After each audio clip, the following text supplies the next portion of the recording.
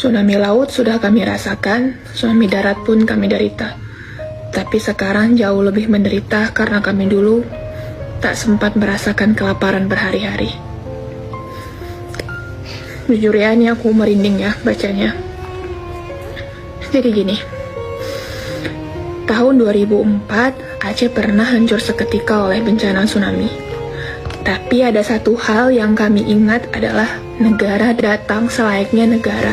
Status bencana nasional itu ditetapkan setelah 1 hari pasca bencana tsunami. Dunia memeluk erat kami, ada rasa bahwa Indonesia berdiri untuk Aceh. Tapi hari ini apa? Banjir dan longsor 2025 ini membuka kembali luka yang sudah kami sembuhkan, tapi justru jauh lebih kejam dan lebih mencekam. Lapangan, keadaan yang begitu mencekam, gelap gulita, kacau, sunyi dari suara bantuan. Berbeda sekali dengan ucapan pemerintah yang hanya bilang mencekam itu hanya di sosial media aja gitu. Padahal mereka datang ke lokasi yang tidak begitu terdampak dari banjir. Berkeliling sambil dilindungi kamera, rombongan yang banyak, dan pencitraan sana-sini. Mereka tak pernah melihat tempat di mana mayat masih ditutup dengan terpal, tempat ibu-ibu menyuapi anak-anaknya dengan air banjir, dengan air lumpur, karena nggak ada susu dan nggak ada makanan dan minuman. Anak meninggal kelaparan, kedinginan, nangis.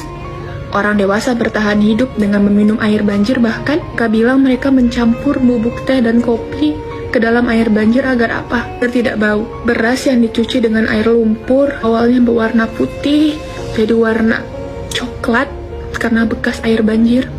Satu pisang dibelah menjadi 4 bukan karena hemat, tapi karena itu satu-satunya cara mereka untuk menipu agar tetap hidup. Yang berjalan 35 km demi segenggam beras yang bahkan itu tidak cukup untuk 1 anak. Dan di tengah semua itu, pemerintah cuman bilang ini bukan bencana besar.